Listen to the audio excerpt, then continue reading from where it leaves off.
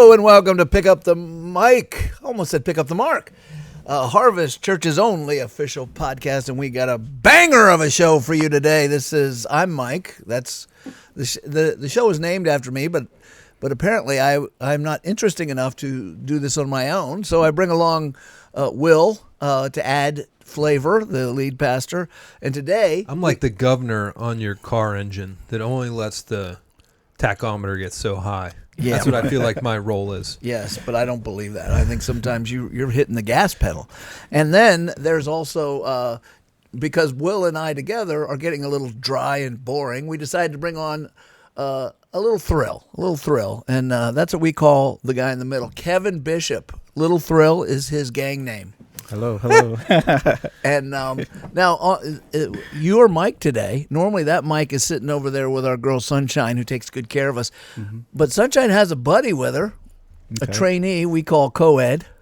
She's one of them college girls. She's like educated. What she's doing back there, I don't know. But so she's smiling. So but they can't talk. So we can talk about them, and they can't get on the podcast this time. So we want to thank our helpers to make this go. We don't do any real work here, Kevin. Me and Will just have a great time. Flap our gums. And all the work is done by Sunshine. And now she has to bring some help with her co-ed. So you ladies, good to see you. Try not to talk too much. You know, what do women do when they chat? Boyfriends, exchange recipes. Shopping. In all seriousness, which is in here somewhere, Kevin Mark Bishop has just moved to Katanning, Pennsylvania. Yes, sir. And we want to discover who you are. This is in our Spotlight series. Mm-hmm. So you have to be a competitive talker now to get me to shut up. Okay. Well, and operationally, too, you're a quiet talker. Yeah.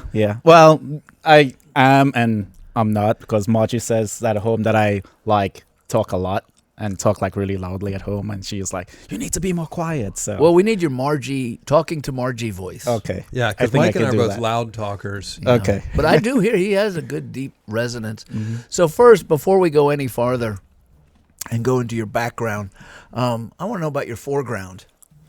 Any reflections on moving to Western Pennsylvania? It is a cultural shift from anywhere you've ever lived, isn't it? Yeah, for the most part, yes. But it's been really, really awesome so far. What have you liked about it? In some respects, it's a little bit like Ecuador in the sense of the countryness of it. The backwardsness? No, more like the green, more like the greenery. And one of the things that I was worried about leaving Ecuador and coming back to the U.S. was, are there any birds? Am I going to hear any birds chirping or anything like that? Because in New Jersey, when we lived in New Jersey before that, we didn't really hear that much. But that's one of the things that I really like about here too, as well, is you hear the naturaleza, the nature. You hear that a lot, so which is really cool. It's relaxing, isn't it? Yes, very relaxing. Yeah. So what about the people? And you can, don't worry, no one's listening. You can say negative things if you want. Well, how are the people of Western Pennsylvania treating you? Honestly, really well. Really, really well. I mean, I don't think as of right now I have met one bad person yet. So, wow. Or a person that has treated me poorly yet. How about, would your wife say the same? Yeah, I would say so too. Yeah. Okay, well, welcome. You are now in God's country. Amen. Redneckville. And have you changed over your car and your driver's license? My driver's license, yes. Our car, no. Which is really weird, because our car is, even though we were, I was in New Jersey before we went to the field. Our car has Florida plates on it, so it still has Florida plates. It's stolen. So we're telling the police, look for the car with Florida plates. That's excellent. Can you vote here? Yeah, I would say so. So are you going to vote soon? Is there any elections coming up? Actually, I think we just had a primary, didn't we? Yesterday. And nobody voted because we don't know that. I didn't even know it. I didn't know it either. And then it turns out, I used our trusty insider. There was not, it didn't miss much as far as our local stuff goes. Because nothing was really happening.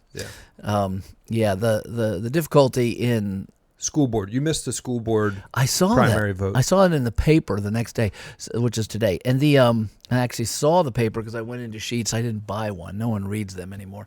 But the rural voters don't vote enough. City voters, they can remind them and get them in. So we want you to vote. Okay, let's move on from that to something more interesting. Your accent doesn't sound like a Jersey accent or a Florida accent. So can you give us a little thumbnail sketch of when were you born and where and why do you talk funny? Well, I was born in Trinidad and Tobago. It's, or as they say, Trinidad and Tobago. It's a small island, two islands in the Caribbean. It's just off the coast of South America in Venezuela. But it was an English island, and yeah, so. What year were you born? 1976. When's your birthday? November 2nd. Oh, you're a November baby? Yes, I am. So am I. Yeah. What day in November? 18. Oh, okay. 1963. Ooh, okay. So I'm 13 years older than you, All right. apparently. So you grew up in Trinidad. Yep. What was that like? What's it like to be a kid in Trinidad? Well, it was fun, playing, the two main sports at the time was, they have other sports, but I did cycling pretty much all of my life as a kid. Is that a big Trinidad sport? It was, yes. Wow. Yeah. Really expensive though, but soccer is another one, and cricket. Cricket. So played a lot of cricket growing up as a kid in the street, in our neighborhood. All the kids came outside and played cricket every day, and that was a lot of fun. Really? Yeah. I could never figure out the rules of cricket. I've watched it many times. Okay, yeah. I get that you're protecting a wicket in cricket, Yeah. and the bowler is really the pitcher, and he bounces the ball. Yes. But then after he hits it, people do all kinds of weird things. Don't tell me. I don't. Okay. I don't care enough. I know. Baseball's better. That's what I look at. So, did you have brothers and sisters? Yes, I have one older sister and two younger brothers. And one thing is really interesting about us, we're almost exactly 3 years apart. Okay. So, with the exception of my youngest brother, Curtis, everybody is November. Really? Yeah, I'm the second. My sister's the 8th. Well, my sister who came first, she was the 8th. I'm the 2nd of November. My brother, the 28th or something. And then my younger brother, well, the youngest, he is in June. Yeah. So that means somewhere around February or March, every 3 years, your mother would unlock the bedroom door. Is that what you're saying? It's time, honey. Yes, sir. I get it. Fertile Myrtle and One Shot Charlie there. So let's move on. So we all know where babies come from. So you're the older brother. Yes. Did you have brothers who were tag-alongs? What are they doing now? Do you like Oh them? my Do you gosh. are you a close family or a? Yeah, it's. I've never met your brothers. No, you haven't, right? Yeah, so I didn't even know. You never talk about them. Are you like a close family, or are Trinidad people close to each other, or do you kind of just wander off and Yeah, it's kind of weird. smoke the sweet guanja and forget about it? Yeah, some families, yes, they're pretty close, and others aren't. My family, both on my mom's and my dad's side, through family stuff happening, fights and squabbles all the time, they've, drifted apart and stuff like that. So that hasn't happened too much with my siblings, but it's just, life, we all live in different states, and, my youngest brother, Curtis, is the one that I get along best with. Even since we were kids, he was the one that my mom would always be like, you need to take care of your brother. So here's the tag along. Yeah, and it used to annoy me like crazy, but Now you're attached. Yeah. Where is he at now? He's in Minnesota. Really? Yep. Why would you go from Trinidad to Minnesota? Oh, you'd have to ask him that. I have no idea. I don't know why you go from Trinidad to New Jersey. What did your dad do in Trinidad?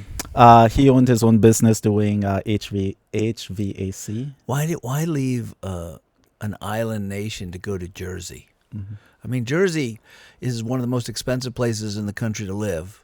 Yeah. Well, we didn't know that at the time either. But it's also the quality of life in many of its places is very yucky. I mean, it's crowded. Talk about no birds, nothing but pavement. Yep. What the heck was wrong with your father that he dragged you guys out of the island Yeah. to there? Well, I mean, back in that time in Trinidad, you know, we were going through like a really bad recession, and everybody was like, it was kind of like mass exodus happening. What year was that? That was 94. He keeps looking at you. I want that in front of his face. Sorry. Okay. Oh, I got it. Yeah, 94 was when we left. But yeah, his business had declined over the years steadily up to the point that, you know, things were like really bad financially Did people speaking. no longer need air conditioning? No, it's just people weren't paying. Oh. You know, people would call, get their refrigerators fixed or ACs, and they just wouldn't pay. So, Wow. yeah, so he was dealing with that for a while. And yeah, I remember as a kid, you know, at times we would have like just like bread and cheese for dinner and stuff like that.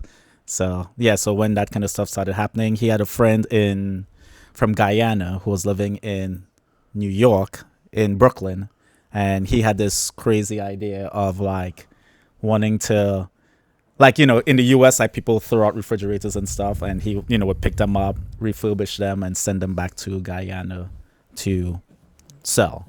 Really? And that was his idea. And he called up my dad, and he was like, "Hey, you know, this is what I want to do, blah, blah, blah, blah." And my dad was like, "Okay." And Did he ever do that? Or did he just come to New York and do something else? my dad came with the intention of doing that. My dad is like, if this is what I have to do, I'm going to do it. And his friend never. It did is an what he was odd thing. supposed to do. How do you ship refrigerators to Guyana? You'd have to have a boat. Yeah, well, my dad's friend owned a shipping company, so he already had like that. So does your dad do avenue of it. HVAC in New Jersey?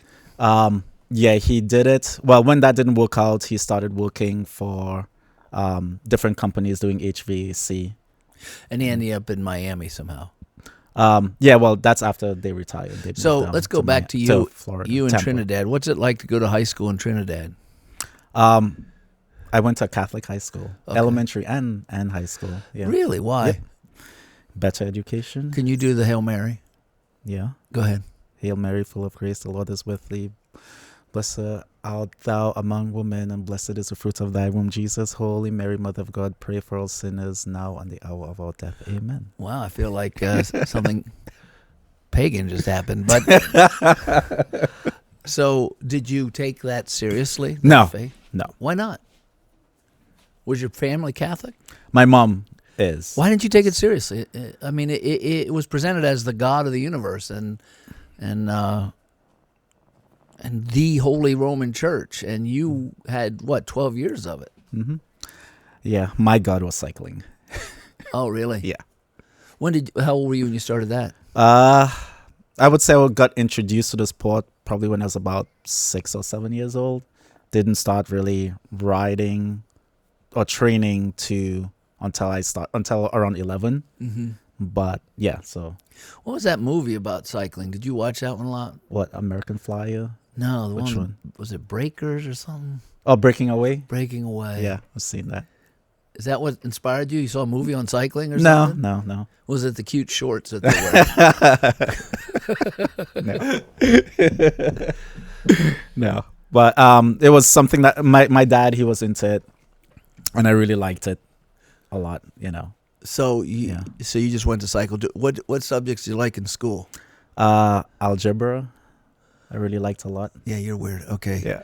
I'm looking for something interesting about your childhood, but I'm not finding anything. We have algebra. You live in an island nation. You want to ride a bike. And come on, man, help me out here. What about your music taste? I was actually talking to Sean Walker about that. Yeah. I really like rock and roll music a lot. All your life? Yeah. Oh, well, that's cool. Yeah. Who was your favorite kind of bands growing up? I like U2 a lot. U2 was hot in the 90s. Mm-hmm. And really, they're a very energetic live band. Mm-hmm. Yep. And I've seen them, and they really were good. Yeah. What do you remember? What you liked best, Jared? Yeah, well, the Boy, albums Me I don't Too? really know Okay. too much of, but like the song "Streets of No Name," really like that one a lot. Sunday Bloody Sunday. You Sunday like that? Bloody Sunday Bloody Sunday. Yep. Did you get Yeah. that one there, Sunshine? Yeah, Discotheque. Okay. That album nobody really liked a whole lot. No, I because it was didn't like either. really weird. But you liked it. yeah, anything by U2. Well, Okay. for the most part, the new stuff I don't like too much. So was there a lot of reggae down there? Yeah, reggae, which is that genre of music comes from Jamaica. Right. But yeah, so Well, when I was Bob in Marley- Guyana, though, yeah, it was everywhere, yes, and the Rasta man was everywhere. yeah. Even in Trinidad too, there are a lot of Rasta men. I had a uncle who was Rasta as well too. Do you Yeah. know much about Rasta? No, not really. Rastafarianism? Okay. Yeah, just smoking pot and They do smoke Yeah. a lot of pot. Did Yeah. you Is it a smoke a lot religion? of pot? What's that? Is it a religion? Yeah, Rastafarianism. There's a guy named Haile Selassie. What's his name?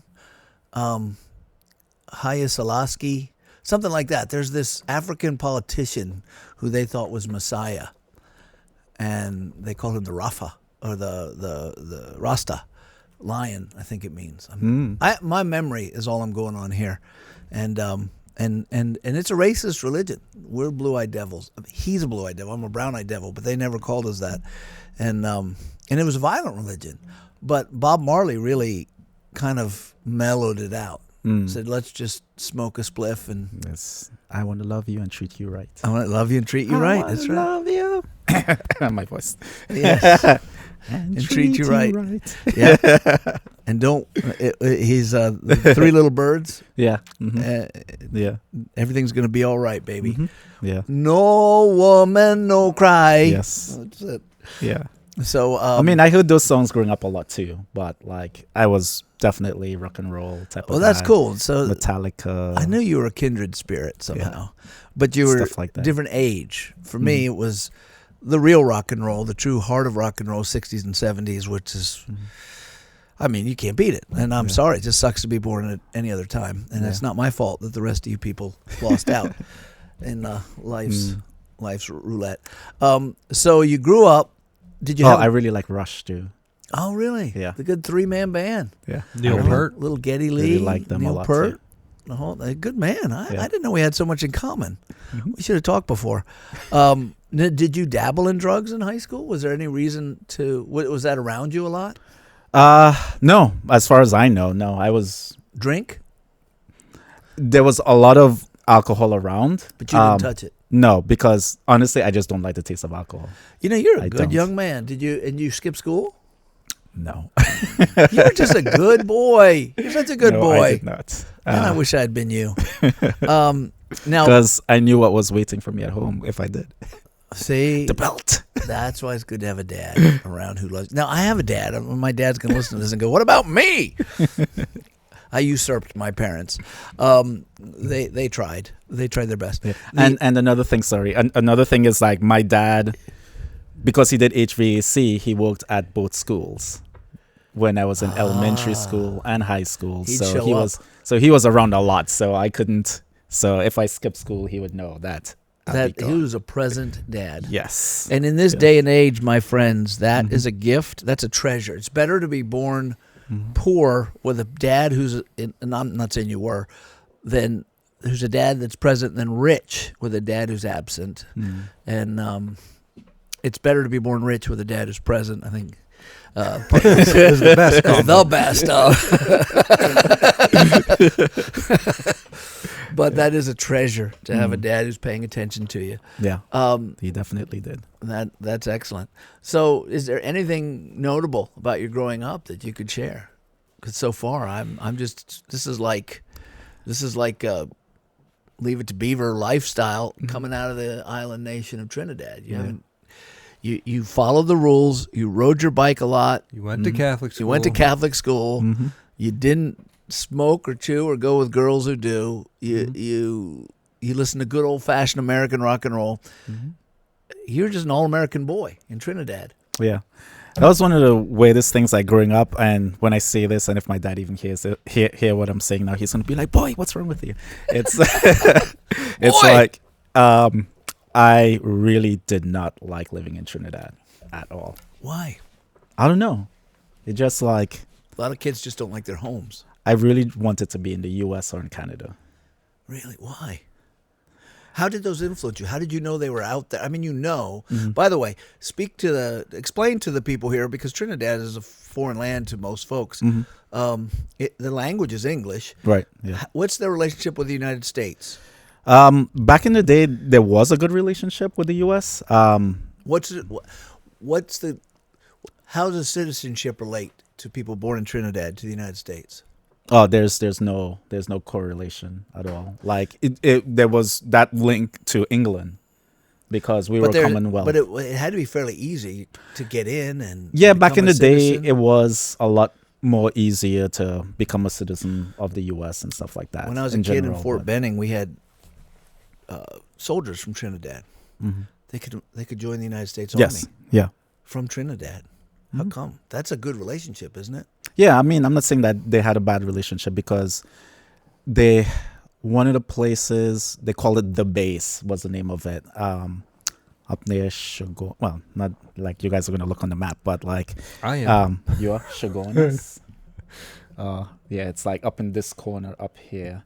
There used to be a military base there that was U.S. owned. Mm-hmm. And when the U.S. left, gosh, I don't even know when that was. I would say late 80s, early 90s, because I remember like we used to go there as our cycling team and ride on the base. Mm-hmm. And that was owned by the U.S. military. So you just had to come and naturalize. Yeah. Mm-hmm. And naturalize mean take those little classes, take your little test. Yes. And then, but you didn't have a negative view of America in Trinidad. No, I didn't. No. So do you think it's because the culture of America and Canada kind of came down into the islands through television and other things? Yeah, I would say that had a lot to do with it because so like late 80s, early 90s, we started getting cable TVs. Yeah, we did So too. watching like Fresh Prince of Bel-Air, all these other shows on TV, even like the local TV station that we had, TTT is what they called it. Most of the shows that were on TV were all American TV shows. Yeah, it's hard for me to even, us young folks, we got to like be told, this is pre-internet. Like, Pre-internet. like it's just so ubiquitous now. It is. It's hard to even remember the days before the internet. So it's not like there was social media or anything showing you the culture. It was TV, radio. Yeah, Yeah, that's that's true. it. Yep. Radio and TV. Yeah. And so you wanted to go to America. Yes. Were you disappointed when you got to New Jersey? Honestly, no. I didn't really think much. That's a good question. I never really thought about it So you were like being 18 disappointing. years old when you got to New Jersey? Yeah, I was 18. Yeah, we lived in Jersey City for like 2 years. And did you ever see the movie Lean On? Is it Lean On Me? The one? I know which one you mean. Yeah, with Joe Carter. Yes. Yes. I went to Lincoln High School in Jersey Yeah, City. yeah, one and day in it Jersey was City, like that movie. I'd be like, take Oh me my back to goodness. Trinidad. Yeah. So, you didn't want to go back to Trinidad after a day in Lincoln High School? No, honestly, no. Because I know I was only going to be there for just another year. So, So you just yeah. did your time and got out. Yeah.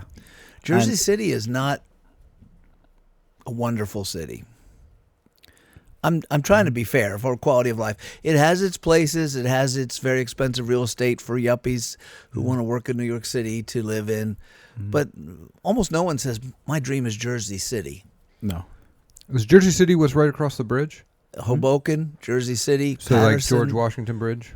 Well, they're across the Hudson. Across the Yeah, Hudson. so it's And you can take a taxi, a water the taxi. Holland back. Tunnel. Yeah. Holland Tunnel. There's several ways to get across.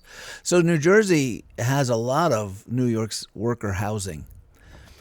So someone from the country going in, I'm saying this for the sake of our audience, you'd go in and you think, I'm in the inner city. I can't stand being here. They're all going to kill me. But really, it's not like that. There are areas that are very difficult, and there are areas where they're very safe, but very expensive. And you can't believe people pay that much to live in that spot because it's not that beautiful. Yeah. But they do it anyway, so they can go to New York and make a lot of money. Yeah. And so Jersey City, and okay, so you're stuck in Jersey City, and you're 18. What are you going to do with your life at that time? What did you think to yourself? Honestly, I just wanted. I don't know. There was no real like. No thought, ambition? Really.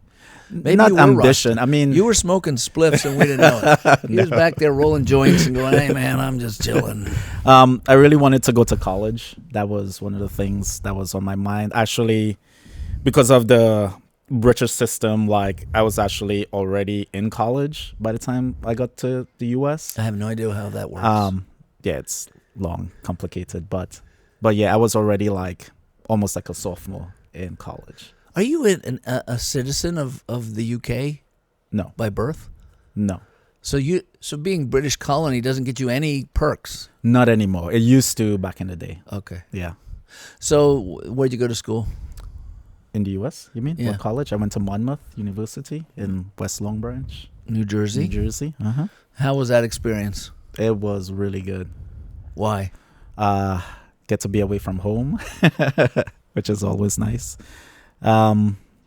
Get to make new friends, not have my siblings around me, having to be responsible for them. I was just responsible for me, Oh, okay. you know. So So you always had a bit of a nice. shepherding in you. Yeah, I would say so. Yeah, from very young, I was responsible for my siblings, and stuff like that. And when they would, bless you, and when they would mess up, I would be the one, or they did something wrong, I would be the one to get into trouble. Because you were responsible for Yes. And I thought that was so unfair growing up. them. Yeah, well, but it is unfair. Yeah. But it also is not the worst training for what you do now. Yeah, that's true. So, Yeah. did you have what were your greatest fears growing up? Very good question. You're I don't making me know. work, dude. I don't know. tell- It's really interesting. I'm not Turns out for being the chocolate guy, he's pretty the, white he's the bread. most vanilla, He's pretty the most white vanilla bread. guy we've ever had sit in this chair. I mean, we had a guy in this chair who told us how his leg got blown off. We had a guy who told us how he raced cars up and down, and we've had all kinds here. Yeah. But finally, we got Beaver Cleaver. What? I mean, I don't know. It's fear of dying was always there. Was it? Yeah. So did you have existential thoughts, like a horror of death or of hell or anything? Did you ever want to be a soldier? Were you afraid of war? No, I thought the military was kind of cool, actually. Yeah. Yeah. I did try to sign up to go into the Navy. Oh, really? Yeah. Well, that's not the military. That- The Army is the military. I'm not going to get in trouble. Some might argue the Navy is the most important branch. The Navy is Unless if you you're a if you SEAL, want to right? be a A global superpower. It's come really on. nice to have a Navy. No, Space Force. Now, look, see, you got the Marines who think they're awesome, but they're not too bright. Then you got Air and they're Force also- who don't really have to do anything. Then you got Navy, men on boats. It's weird. But then you have the Army. These are where the real men join the Army. Well, the Marines are subject to the Navy, too. That's They don't like to think that they are, but they're a Navy branch. so I grew up on an Army base a lot, and they said, I don't really care. If you serve, I think it's impressive no matter what you choose, including Coast Guard. I just like to tease because I got a brother who's a Marine, but my dad was Army. And so we were taught the Navy is, you're supposed to not like the other ones, but it's a friendly rivalry like sports teams, really. They're all on the same team when the bullets fly. So joining the Navy is a good thing to do. I'm just kidding.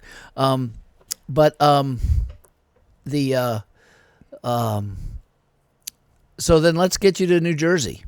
You're in New Jersey. You study. What did you major in college? In accounting. Yeah, boy, you just to very. make things interesting, we went from vanilla to what? Like toast. I mean, Boy, what a thrill this guy is. I was gonna. He's got a slide rule, a calculator, and a bike. I was gonna jump the gun on it, but you had to see it coming. So I've known a bunch of accountants. I know an accounting in the weeds when I see one. And like you started hearing about the upbringing, like everything you checked the box for was like, you're gonna be an accountant someday. Like, follow the rules. I liked algebra. I went to Catholic school. He could audit you and be chill about it. Yeah, he's just. I'm afraid you've broken the rules. Yeah, We're going to have to report you. Yeah. Actually, I wanted to be an architect. And my dad was like, no, that career doesn't have any money. Well, not that it doesn't have any money. It's going to be really hard to find a job. And he was like, you should be an accountant. So your dad was a dream killer. He's probably listening to this now. What's your dad's name? Novely. Novely, listen, you killed your son's dreams. He could have been the greatest architect. Novely's down there like, who's this guy yelling at me? No, so you wanted to be an architect. Why? Because I really like drawing. Well, as like, architecture type drawing. Yeah. To draw freehand and stuff like that. I'm terrible, but like. Oh, man, the stuff they have now, too, had you gone that way with all the computer programs. Yeah, it would have been cool. Yeah, because back then it was like T-square and drawing table and stuff like that. Because I did mechanical drawing in high school in Trinidad and really enjoyed it. So what could you see yourself like one day designing your own house? If you had a chance to build a house, and you might enjoy that. Yeah, I think so. Yeah. Okay. So you ended up being an accountant. Mm-hmm. Then what? Who'd you work for? So I worked for. Well, can I back up a little bit? You can say anything you want. Yeah. So when I graduated, I think this is where my life started getting interesting.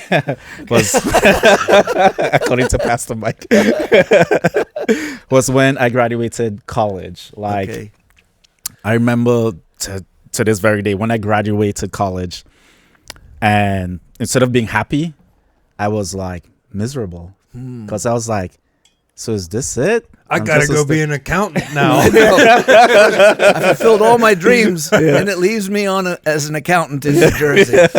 It's like, man, it does seem like a ripoff. Yeah. So I was kind of like, so my life is just gonna be go to work and come home, and that's it. And that thought was like there, and it was around that time where I met Brenda, who you know. How did you meet her? Through the girl that I was interested in. I mean, you were saying that I was interested in her, but I was really interested in Diana, was her name. And where did you meet Diana? In college. Okay. Yeah, my senior year, because we were part of like a group.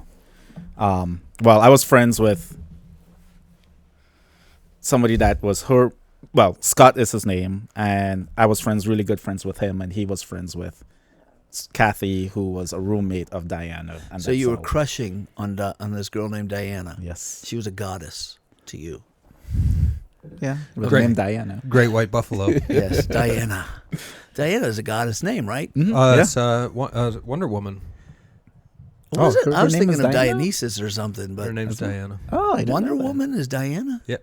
Oh, cool. You know your I didn't know comics, that. man. I don't know my comics. Yeah, that's cool. Okay. So, but Diana kicked you to the curb. Yeah. She wanted nothing to do with you. No.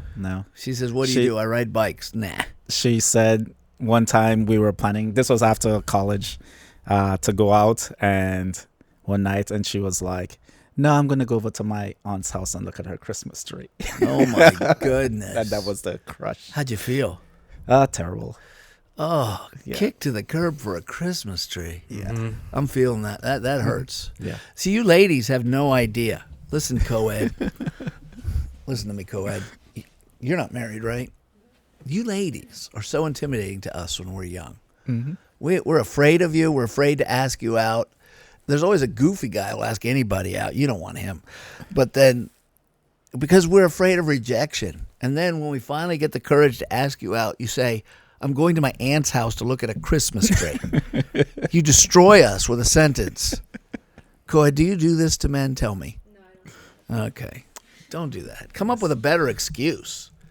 A better excuse than that, Anyway. Or just tell him to his face, I think you're a schmuck. I don't want to go out with you. Listen, I got a word message.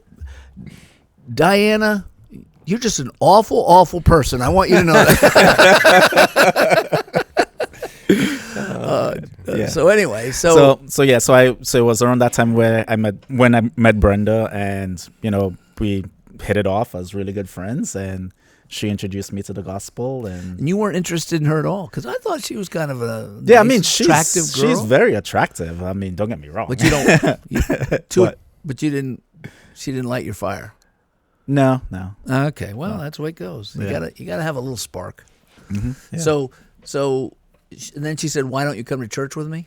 Yeah, she was like, showing me like, reading scripture to me from the Bible, because that whole, because it was around that time when I had that question, what is life all about? And she started like, explaining to me about the gospel and stuff like that. Wow, what a good friend. And it really, things just started like, it was like all my life growing up wanting to have answers, going to Catholic school, never got answers. Wait a minute. I thought this was old ground. Let's go backwards. Mm-hmm. You wanted answers when you were in Catholic school? Yeah, I mean, who doesn't, like, what is life all about? Why am I here? Those were the types of questions that I had growing up. Did you ask? I think I did. Oh, I don't know. I don't remember. I don't know if I remembered asking or not, but those were the questions that I had. Mm-hmm. And just in life, it just never seemed to get the answer. But then when she started opening the Bible and showing me what scripture said, it was kind of like, oh wow, this stuff is like making sense, Well, what does that tell you? I tell you, reflect on that. You have 12 years of school, ostensibly by the only official church of Jesus Christ in the world, which the Romans would say they have. Mm-hmm. And they don't even answer the questions for a curious young man about why we exist on earth. Mm-hmm. Yeah. We have two products of it sitting before you, and yes. At least their educational system. And I have no recollection of those things being answered. I want to publicly thank my father. I thank my mother, but she's in heaven, for being such a lapsed Catholic. I think I got more out of it than these guys did. So anyway, and I didn't have to go through all that crap. So, okay. So it was like started to give you a reason to be? Yeah, I would say so. It's like, things started to make sense about what life really is about. Like I said, I didn't say this, but my dream really was to be a professional cyclist. That didn't happen. And, I really loved the sport, but I sucked at it. Can I say suck? I sucked at it. Yes. I think on the podcast, we've probably said that before. Yeah. But, yeah, so. How could you, though? I mean, I guess like any sport, there are athletes who just blow everybody away. Yeah. And you don't know it until you try to compete. Then you go, what was that? Because I think when I played Little League football, I played about 5 years. And then I stopped and switched to other sports. And I thought, looking back, I think, man, I should have stuck with it. Maybe I'd have gone to college. But now at this age, there's no way I could have made a college team. Not a good one. Well, yeah, and as the competition pool gets bigger at every step, you start realizing that there's different levels, and you've only been exposed to that's right this level. Yeah. I feel pretty good at my small town high school. Yes, that's right. But then the old fishbowl, right? Yeah. So I guess it's like that in cycling. So I shouldn't be surprised. Oh yeah. Because there's probably guys who live for it. Yeah. And they are great long-legged athletes who just So okay, so I get that. That makes sense now that you say it. Yeah. So you gave up on that dream. You're stuck being an accountant, and you have a beautiful girl who you refuse to crush on teaching you the Bible. Mm-hmm. Okay, you are starting to get a little more interesting to me. So thank you. This is the movie part. Yeah. So as you read the Bible, does she just close the deal? So then why don't you follow Christ? What she did, which was really interesting, she had this book called The World's Religions, and she gave that book to me. Do you remember who wrote it? No, it's a textbook. I think I know who wrote it. Like hardcover. I think I had it in college. And she was like, why don't you read this book and look at all the different world's religions and see which one makes sense? And really? Yeah. That was her strategy? Well, that was one of the things that she did, yeah. Okay. So she wasn't afraid you'd become a Hindu or nothing? in Trinidad has Hindus. Trinidad has a very large Hindu population. No, I didn't know that, but I'm not No, surprised. I would not have gone Hindu. I should have known. So I've been to Guyana, Mm-hmm. and I knew a guy from India. Mm-hmm. You did too. What was that guy's name who ran the Bible Center in Newark? Oh, He was I can't remember Indian. his name right now. Yeah, it'll come to us. But he was from Guyana. Okay. And then I went to Guyana. Guyana, I know that Americans don't even know where Guyana is. Guyana is right next to Trinidad. It's not for in context. Africa. It's in South It's in America. South America. It is a godforsaken country Yeah. as far as South America goes. It's next to Venezuela. It's Venezuela, Guyana, Suriname. And if you were to go to Guyana, you'd find that all of its beach is awful. Mm-hmm. In fact, if you look at it on Google Earth and watch the river coming out, it's all this silty orange color. Mm-hmm. Yeah. So if you go to the beach, it's nothing but silt and orange coming through. It's hot. It's tropical jungle, and it's filled with mostly two kinds of people: Rastaman and Indians. Mm-hmm. Dot India. Indians. Mm-hmm. Oh, and actually, there's a third. There is the native, what they'd call, I guess, mestizo Indian, Americano, whatever you call them now, the equivalent of our Native Americans here, and they live in the jungles. They're the nicest people, primitive people. They live in, but the people who run the place, the people who do all the work are the Rastamen, and the people with the money are the Indians. It seemed to me. And I'm like, how did all these Indians get here? And I don't know enough about history to know, but I'm sure it's an English colony. They speak English, so somehow And India was an English colony at the same time. the Indians said, we're going to Guyana. Get the Well, heck. I could tell you. Yeah, tell me. I'd like to So know. when slavery ended, they were looking for people to work the sugarcane plantations because, the Caribbean was really known for growing sugarcane to grow, process, send back to England and stuff like that. And they were looking, being that slavery happened, slavery ended, I should say. They were looking for people to work the plantations. So they tried Chinese for a while. They tried different Oriental groups like Chinese, Koreans. And that's why even in Trinidad, there are a lot of Chinese living there. But none of those groups really worked. So they decided, let's try bringing Indians over. And being that Indians are used to the heat, they're somewhat strong and stuff like that. They, the Indian population seemed to take well to island living. So To Guyana also, Yeah. which is very similar. yeah, so in Trinidad, Guyana, all of the British West Indies, it's you would find like a really heavy Indian population. Indian population. And another interesting thing is Indians tend to have more kids than blacks did. Wonder why? I don't know why. I don't think that's true anymore.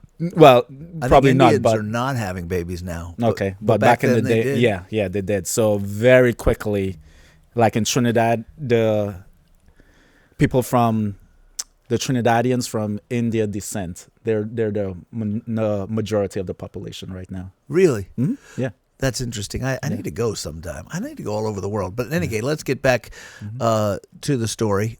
So you're reading a book on world religions. Did you read the book, or did you just say no, thank you? No, I did. I didn't read all of it. I just read some of it. Like just cherry picking different Yeah. religions, the ones that seem kind of interesting to me. But I Buddhism? did. Yeah, I did read a little bit about that. I don't remember anything. Yeah, it was a waste of time. But yeah, Christianity I did read that as well too. So then how did you end up? Then she said, why don't you come to church to me, with you, Yeah. with me, Yes. to you? Mm-hmm. Yes. And then if I remember right, Brenda showed up about 3 times after that, and I never saw her again. Mm-hmm. Yeah. Where did she go to church?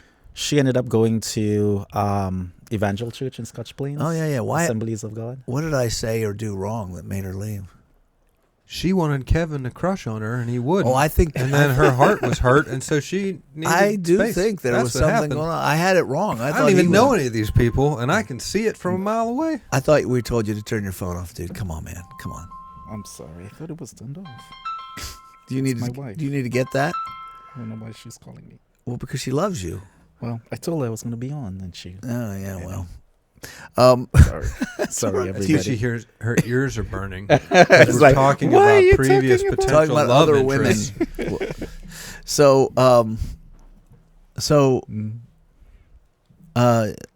You Brenda went. You leaving. forget Brenda. She's out of the picture.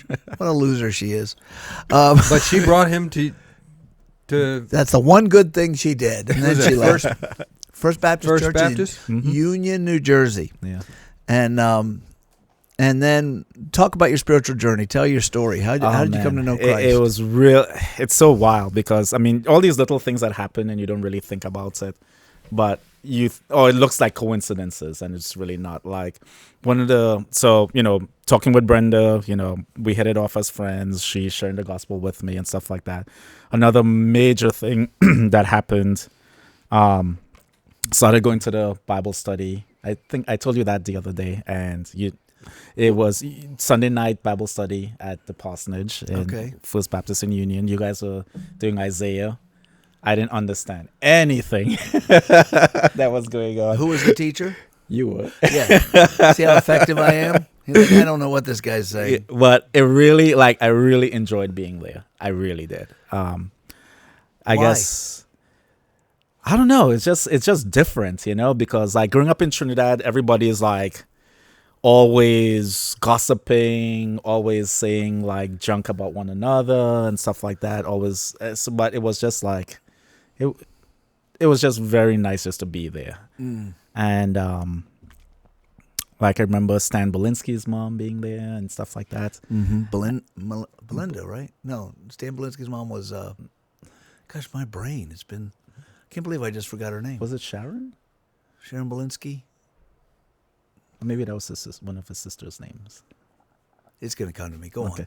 Yeah, so that was one of the things that was really interesting. Another thing was this was in the year 2000. So in like August, September of that year, the team that I rode for, East Coast Velo was then in Trexeltown, Pennsylvania. One of the guys who I was on his team, and his sister was a professional cyclist, and she died in a bike race. Oh no! So I went to their funeral. I went to her memorial service. It was at the velodrome. It probably had at least 5,000 people there. I was more of a face in the crowd, and her dad, Mike Reinhardt, shared the gospel, and I lied to you not. It was like if he was just talking directly to me. He didn't even know I was there. Wow. And it was just like, I can't believe this is happening, kind of a deal. Wow. So that was another major impact. That's a high price. Oh my goodness. A high price to pay. Yeah. To get the gospel out. Yeah. He lost his daughter. Yeah.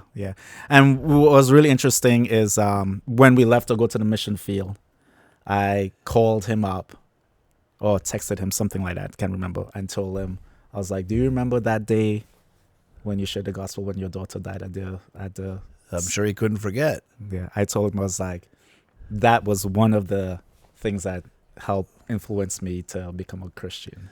Amen. And now that, I bet that meant a lot to him. And now we're going to the mission field. So I bet that meant a lot to him. Yeah. So he was very thankful to hear that and stuff. So do you need to take your phone call? You can. They can take it. We'll take a 5-minute. We're going to take a break.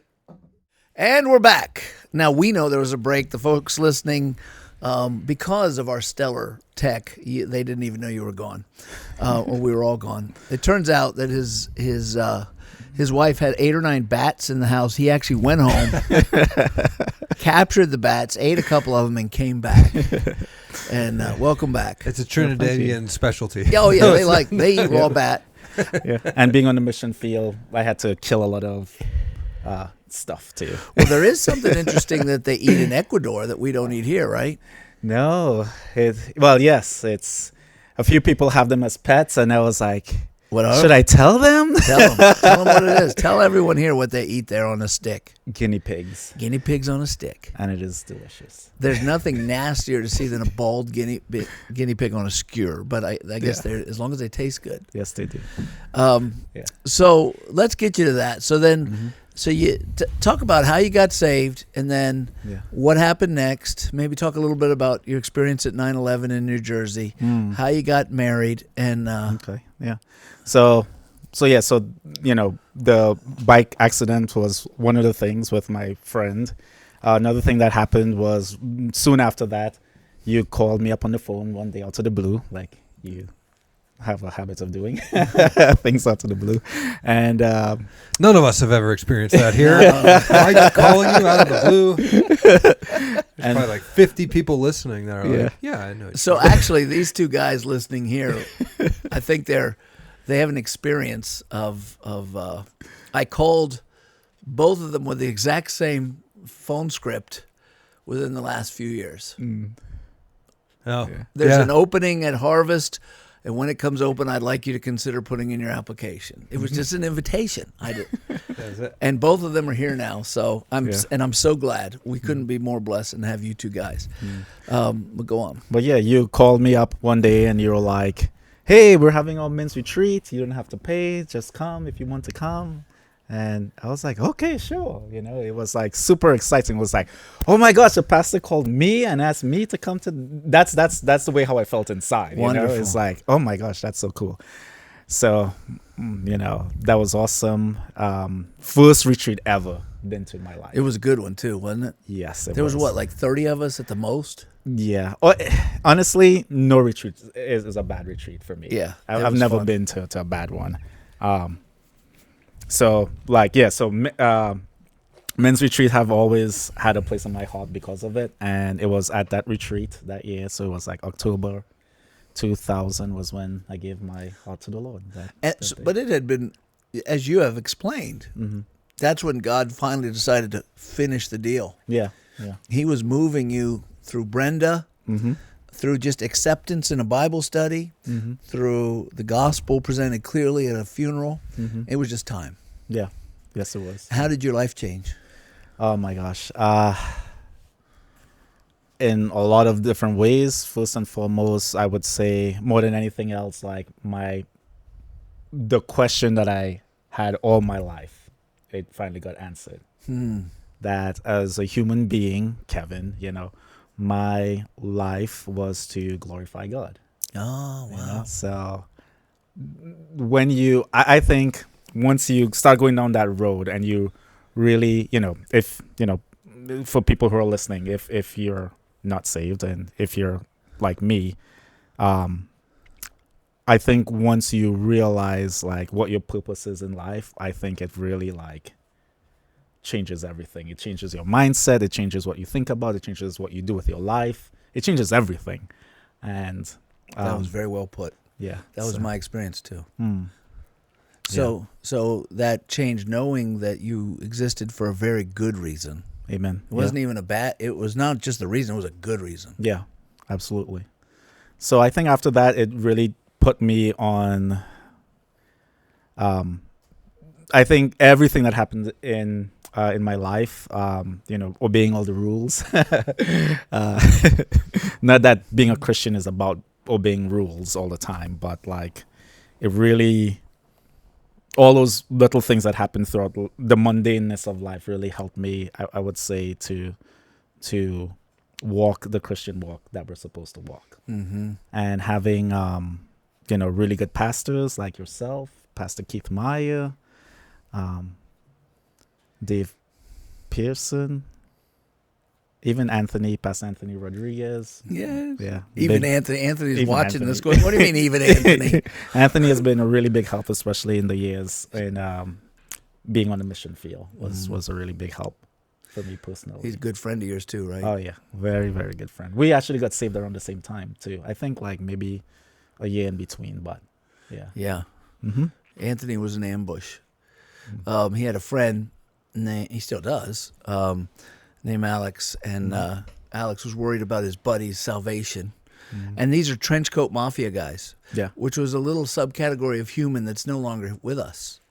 It came out of remember Matrix time? Yeah. And Columbine time. Yeah. But around that time, the trench coat mafia it was like, you know, like kind of like goths are. They were a high school trend where guys wear these long coats like they did in the Matrix, and you might have guns in them and stuff like that. And he always had a bandana on, and Alex invited him to his house for lunch one day, and he said, "Here was the plan. We're going to eat with my parents and him, and then my parents are going to clear the table and leave, and then you, Pastor Mike, are going to preach the gospel to him. So I was used as a weapon against him, and actually he got saved, and he's walked with Christ ever since. And that's what you need. You need a friend like Alex who will ambush you with the gospel. Amen. And gospel ambush. And so he became your pastor eventually. Yes. So what was 9/11 like in New Jersey? Do you remember? Oh, yeah. I was at my desk in accounting. And you had just gotten saved, right? You said October 2020. Yeah. So it's like 11 months later. Yeah. Yeah. I was at my desk working and listen, had the Filling out radio on. spreadsheets. Yeah. Boop, boop, boop, boop. Wish I was drawing houses. Looking out the window and like, why am I in here? It was a beautiful day too, wasn't it? Yeah. Clear And day. I was working at Pathmark then, which is a grocery store chain. I know. Yeah. They don't know, so you can tell them. So Pathmark they're out of business now, but they were a grocery store chain, 150 locations, Pennsylvania, New York, Delaware, Connecticut, Maryland, New Jersey. And I worked in the tax department. Oh. So I worked as a tax accountant. Yes. Can get more geekier than that. The worst kind. My wife has done that too. So. Yeah. And yeah, it was on the radio, and I was, the radio was on in the background, and just. Do you remember what you were listening to? Was it like, because I was listening to Imus in the morning on the way back from dropping my kids at school. No, I don't remember what station it was, and it just, they came over the radio saying, a plane had flew into the Twin Towers, to one of the Twin Towers, and I turned to my coworker Dave, and I said, Dave, a plane flew into the Twin Towers, and he was like, what? And I was like, yeah, a plane just flew into the Twin Towers, and he was like, and so we turned up the radio, was listening to it even more, and then they said, oh, a second plane flew in into one of the other towers, and yeah, so that's where I was that day. And then, and now I know our whole nation experienced that. I think the difference of being where we lived, you could see the smoke. Yeah. Yes. I mean, in fact, I could see the towers from the Parkway at 138 from the one bridge. So we really felt like every one of us knew someone who knew someone. Yes. Actually, the controller of our company, he was in New York City when it happened I think, World Trade Center is Lower Manhattan, right? Yeah, it is. So he was in Lower Manhattan when it happened, and he was experienced military guy from the military, and when he came into work the next day, he was like shell-shocked. Yeah, it was crazy. And after that, what was interesting, where we lived, the airplanes were constant because of the Newark airport. Yes, it was the first peaceful day. It was another beautiful day the next day, and there was no noise in the sky for the first time ever. Yeah. And how did that change your faith? Your faith was young. What did you interpret the world any different because of that? No, I didn't. It didn't change my faith. I nothing like that. No. Okay, so it didn't have much effect on you at all. Beyond the ordinary. Really. No, beyond the ordinary. No. Okay. Well, let's move on from that then. Yeah. So then you end up somehow married and on the mission field. You want to talk about those two? Yeah, sure. Because now that you're the campus pastor, people need to know the scoop on you. They need to know the dirty truth here, Yeah. So at First Baptist, I guess, even in when I graduated college, so I was around 24. And all my friends were getting married except me. And I was like, what's wrong with me? I'm not going to get married. You going for the wrong chicks. You went for Diana instead of Brenda. Brenda was just there for the taking. Seemed like, I'm not going to go to this church. This guy won't even ask me out. And at First Baptist at that time, they were, no real young. No, it was mostly old people. Prospects. That's probably why I called you to come. I was like, we need a couple younger people to go on the men's retreat. Yeah. And so, I mean, there were, so eventually Margie came along and to the church with her mother and her sister. With her mom and her sister. They were going to Crossroads. They were kind of church hopping a little bit. to be honest. And then they got to First Baptist and said, "This is the place for me." yeah, well, Look- Margie did. She saw. Mom left after a while.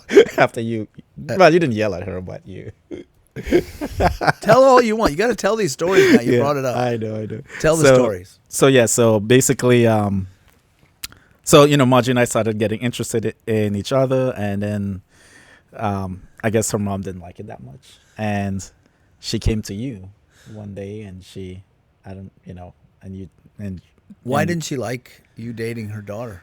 well, because I was black, And now, and So I is her- understand why too. well, explain why, but Because- also explain what was her ethnic background. Margie is Ecuadorian, and her mom is Ecuadorian. Do they look distinctly a little more tan than white people? Yes, they did. Yes, Yeah. okay. Yeah. But you were too dark. Yes. It was Bec- just a shade too far. Yeah, and understanding being a missionary in Ecuador, one of the things that when you're living in that culture, blacks in Ecuador, is not considering marrying up; it's considering marrying down. Even Really?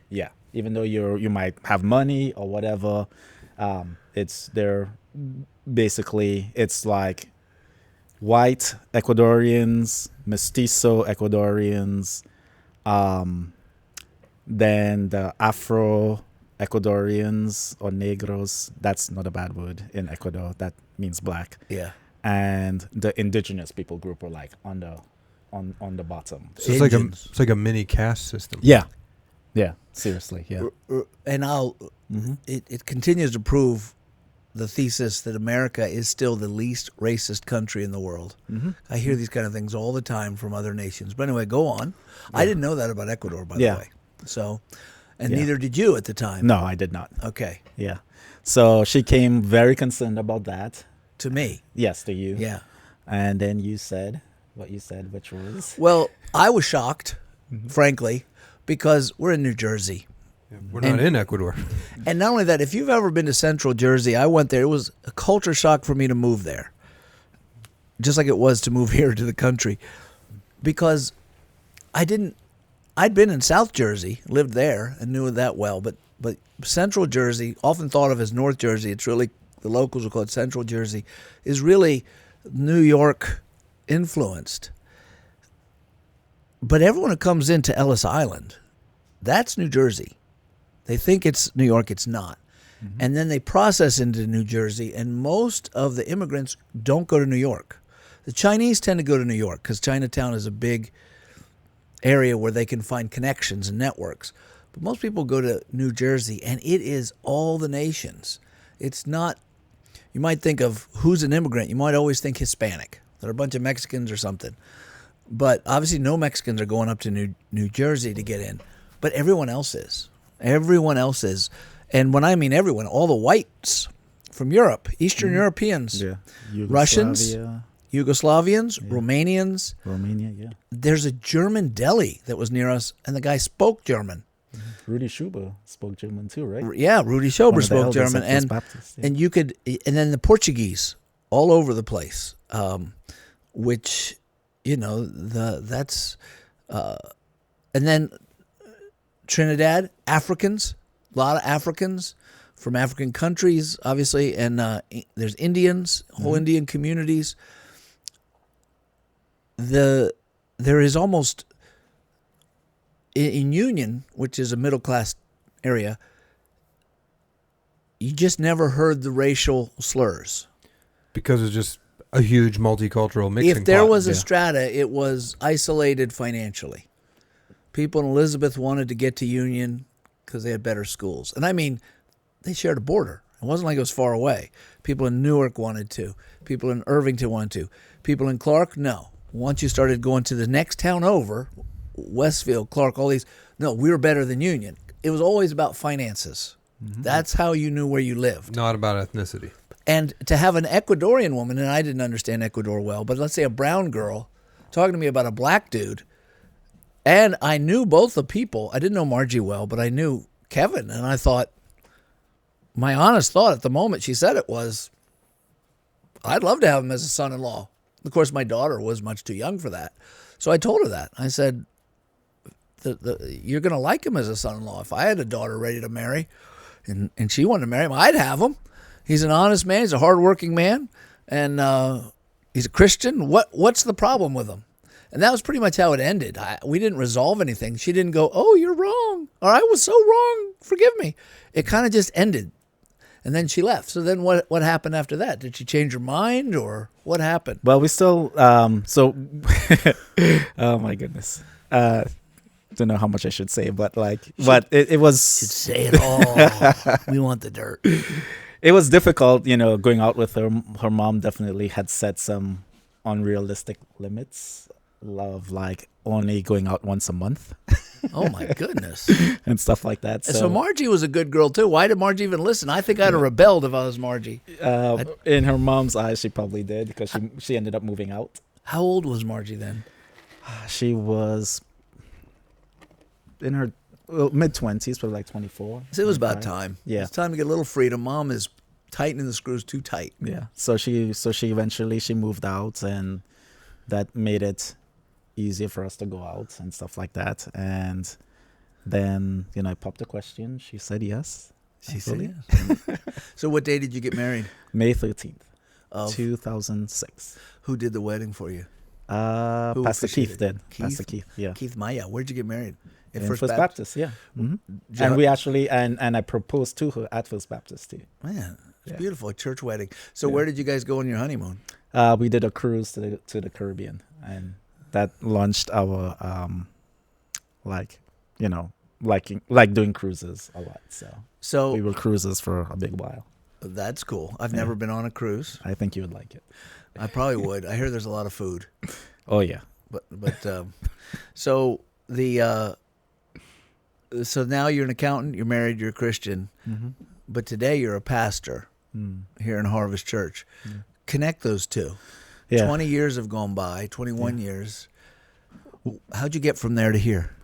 One of the things that happened to, I mean, people, you probably, I don't know if you sell yourself short or not, but you've been a big influence to a lot of people's lives.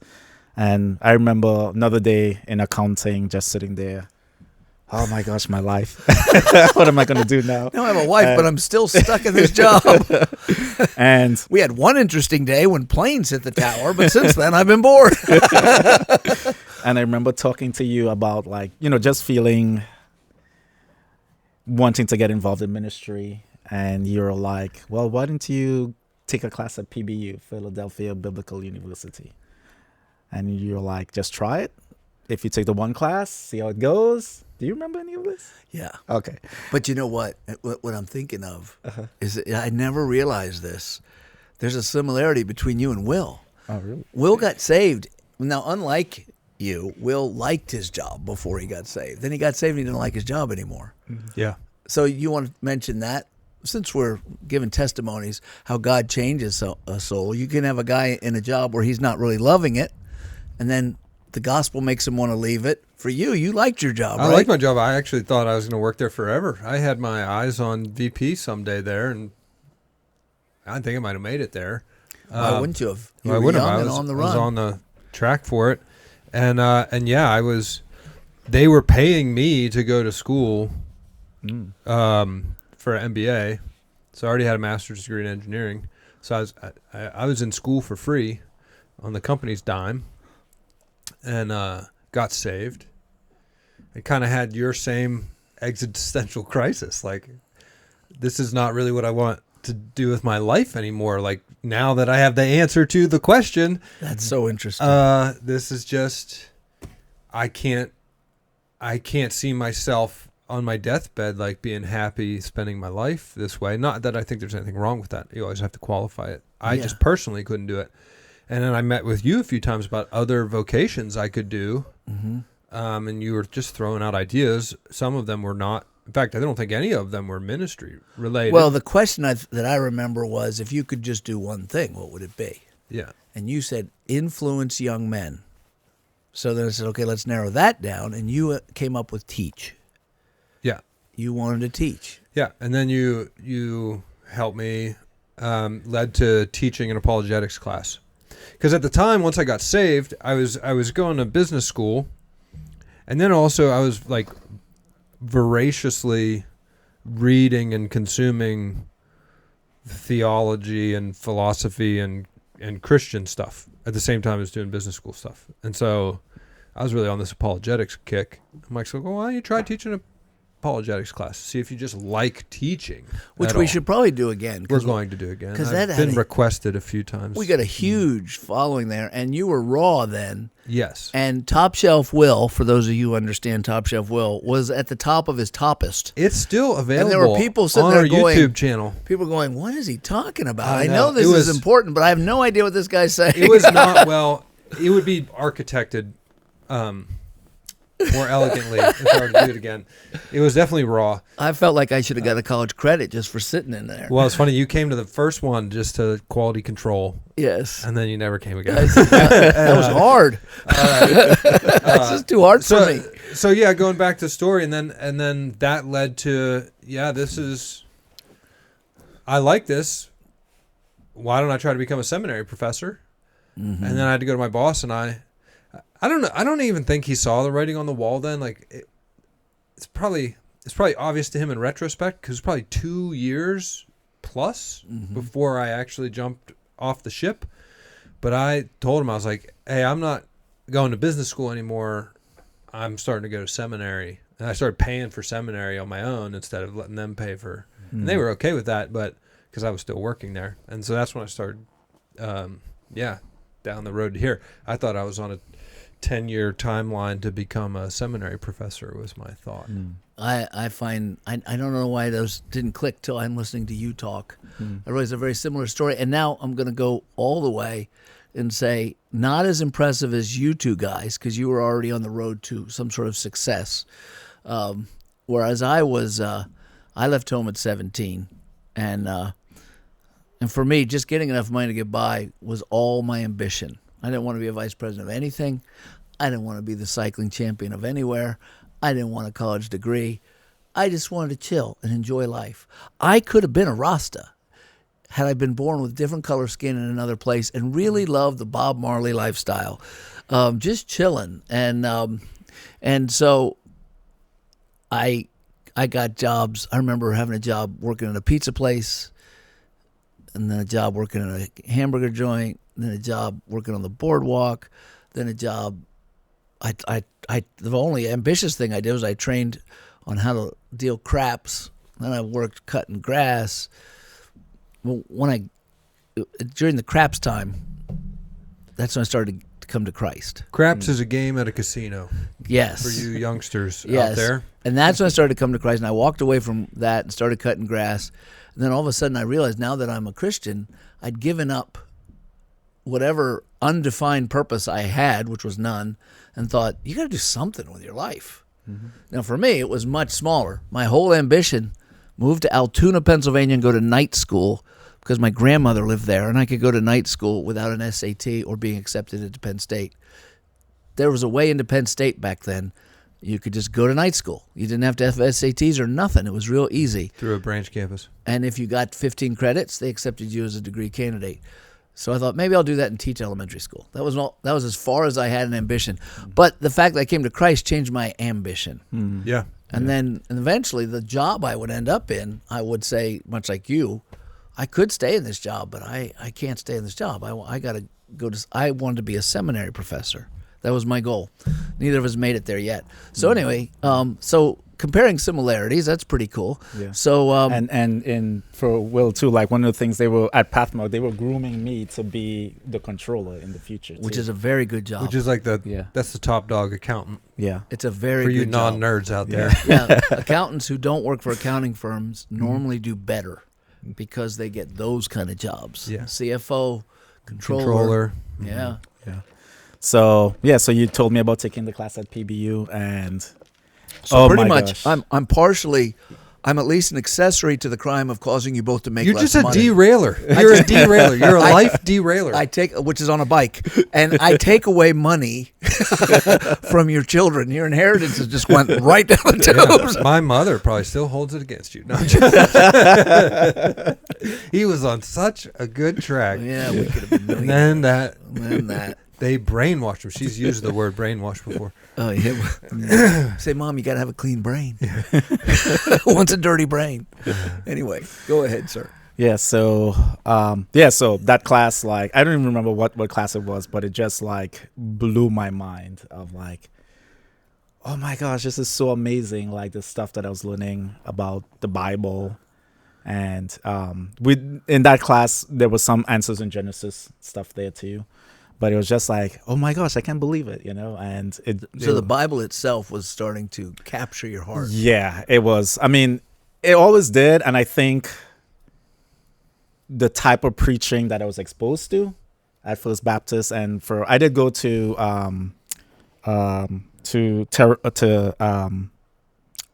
the Assemblies of God Church for 1 year. Did you? Yeah, I did. Yeah. When? I was going there while I was going. That's where Brenda went, so I was going there Before First Baptist. before First Baptist. And you didn't get saved there?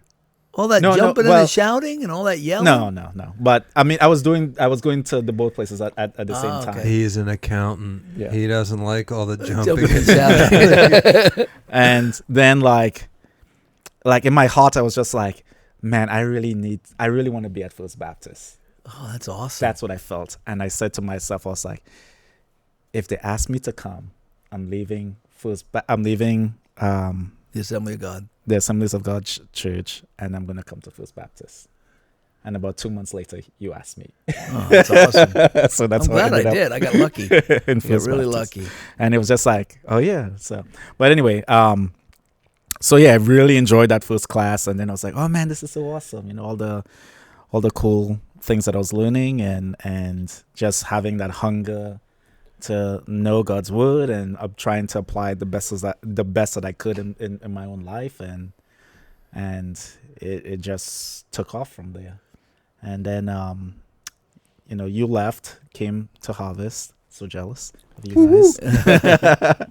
And but yeah, still continued on track at ended up becoming an lay elder at First Baptist. Preaching. I don't like that term. Is that you gonna correct him or Lay elder? I'm sorry. You were an elder. Non-vocational No, thank you. elder. I actually Very don't good. mind the term because outside the church, Nobody knows what it means. it essentially means amateur, which is But it's not. Yeah, you're but non-vocational. Yeah, but amateur has a pejorative. it is pejorative, but technically it just means you don't get paid. True. The difference between professional and amateur. Well, this is the But problem with top shelf people. people don't know They that. think everyone's going by these top shelf definitions. People mean amateur means not as good. I know, but that's not That's not that's good. not the real word definition. That's the connotation, not the denotation. Anyway, Yeah. I'll let it go. So you were an elder at First Baptist. Yeah. He was So a they- non-vocational. So the people there saw leadership in you and thought you should be in charge here.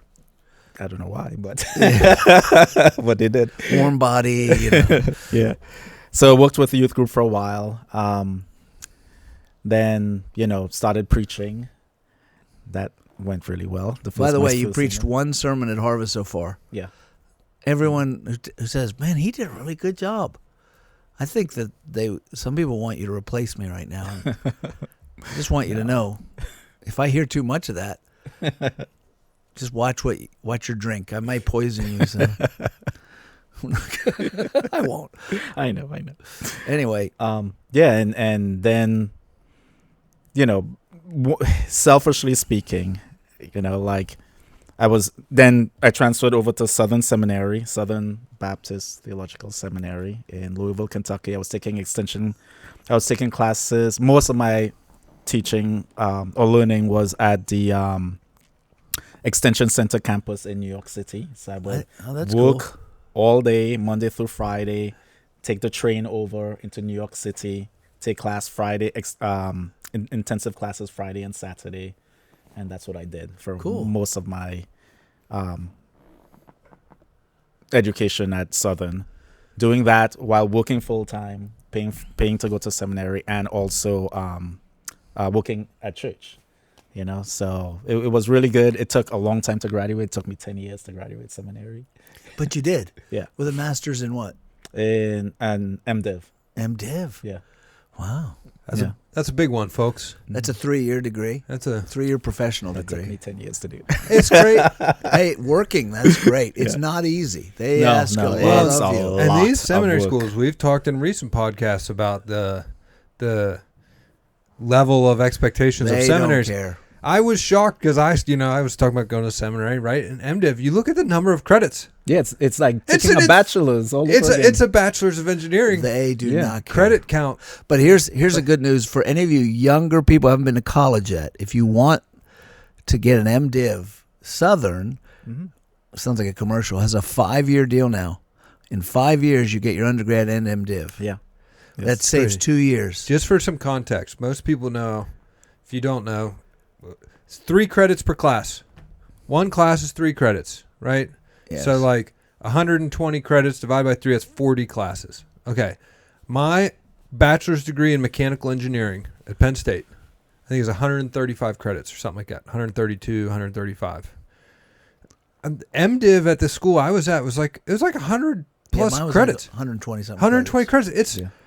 It's as an extensive. And they want you to do it in 3 years. And they want you to do it in 3 years. It's as extensive as a program as a bachelor's of science in engineering.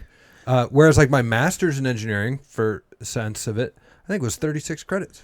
Yeah, Like, there I got a master's in there are mechanical easier engineering. masters. And I do think that since just you brought up the subject, philosophically, it's one of the barriers to preparing to be a pastor, because if you knock it all out right out of high school, you have to really know what you're called to do. And that's the easiest way, but you don't even have any experience under your belt. I think it's almost better to do it in 10 years because you have real life experience that you're applying. And I think that really helped me a lot, because like when we were on the field and some of the guys that were there right out of seminary never had a job in their life, I was like, dude, what are you doing? You know? I know I was a new pastor at age 33 because I went when I was 30 to seminary and took my family with me. The difference was when I came a new pastor at 33, I was not shocked by politics in the workplace, right? I think if you come out at 23 and you get a 5-year, you expect Shangri-La in the church, and it ain't Shangri-La. Did you want to say something? No, I'm amening that. Like you just have more exposure to people and how they operate in larger social settings. Like a church is full of all sorts of people at different levels of sanctification, and you work if you're in the workforce for a while, like you're more used to it. It's very valuable to just have a job, I think, because then first you learn the struggle that everyone else is going through as young men. In your 20s, it's really a struggle, unless you're just. I mean, some are just blessed, but most of us, it's tight because You're living married, with roommates. You got roommates, to marriage, to paying bills, to and making decisions and stress and learning to be a grown up. And I don't think that's hard to replace. That's good. That's good seminary all by itself. Yeah, I just remember this. This might not even land anybody, but I just remember like in your 20s, it was like, what's full tort versus partial tort? It's like the first time you ever had to buy insurance on your own. Like, it doesn't even make Well, I sense didn't to know. anybody. I was so green in 1,000 ways. It was like, But I have to buy car insurance. I'll tell you what, at Harvest, we do try. Our philosophy has been to train the called rather than calling the trained.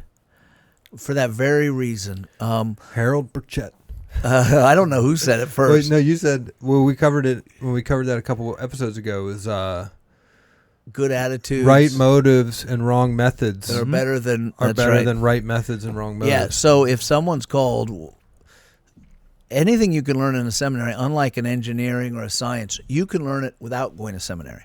It's really hard to get It's really hard to get Calculus 3 without going to seminary or without going to college. But you can teach these things here, and then you can supplement them online while you work. And so it's great to have an MDiv already with us. That's a rare thing for us. We often hire people without them.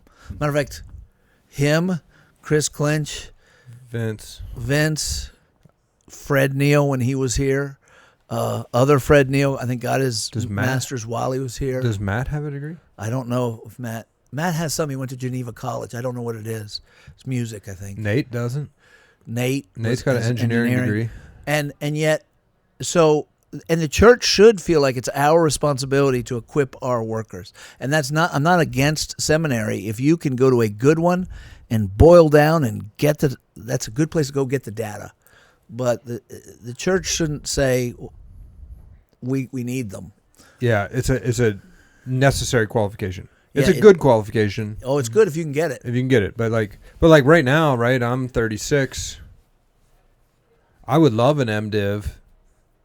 I can't imagine. I can't imagine getting one. Like, I probably got the bandwidth for one class a semester. It's 120 credits.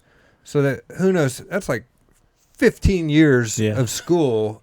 I got a kid and a wife and the job at the church. Yeah, and more likely if it's just not going to happen. And it might not need to, because you're getting the data anyway. Mm-hmm. You get the data. It's not the difficulty of the subjects in seminary; it's the volume that they expect. Yeah, a lot of reading. If you can read, I mean, if you're not good with reading skills, you're in trouble in any liberal arts or any religious. But if you can read, they're just going to slam you and then understand what you read. That's all it is. Okay, so you got your MDiv after 10 years. That really shows a lot of perseverance. Yeah. And it was really interesting because I didn't, in my head, I was like, why can't I just do it the normal way like everybody else? Go leave home, go to seminary, be there. You could have, but you had to make sacrifices. Yeah, we did try going to main campus to do my last year in Louisville, and it never worked out. Really? Yeah. And what a good wife you have. She endured all this too. Yeah. Margie has been amazing through it. Everybody loves Margie. Yeah. There's a show everyone loves Raymond. Well, Raymond's annoying, yeah, but Margie's not annoying. Everyone I know who knows Margie loves Margie. Yeah. One pastor in Ecuador actually told me one time, he was like, I like your wife a lot better than I like you. But you got to watch out for that guy. No, he was Okay. he was an old man. So but I was like, it's like, okay, I'm not offended. So how did you end up leaving the fine field of grocery store accounting? So Pathmark ended up getting closed. They got bought over by a Dutch company, and then so I went to same work people who own Greenland. We need Greenland. Anyway, go on. So I ended up going to work He's for... like, what are you talking about? You were saying that like he's not used it's a competitor to Kirkland. The other Greenland is... No. They own Greenland. We need Greenland. That's what Donald Trump, our fearless leader, told us we need Greenland. The Dutch are taking over our grocery stores and all the good land. Anyway, go ahead. So then I worked for a franchisee who owned TGI Fridays. So the Dutch dumped you? Yeah. So actually, no. I jumped ship before. Are the Dutch racist? Before they dumped me. Before I needed to find out. Okay, is that Vandersloop guy? So I worked there for 9 years. So I was at Pathmark for 9 years. At the other company for 9 years. How the heck old are you? Yeah, I thought. How did this much time? This pass? history is way different than what I thought. It's taken a lot longer than I thought for you to get to here. You got saved. Mike left, and you went to the mission. And then field. you went to the mission field. There's like 18 years missing here. Yep. Yeah. A lot of time went by. And then you were in the mission field for almost a decade. Yeah. These years aren't adding up. I don't know, but 10 years. Are you 71? When did you start at Pathmark? What year? 20. Well, I started before I graduated college, but I was like 23 when I started working there. Yeah. So, but what year?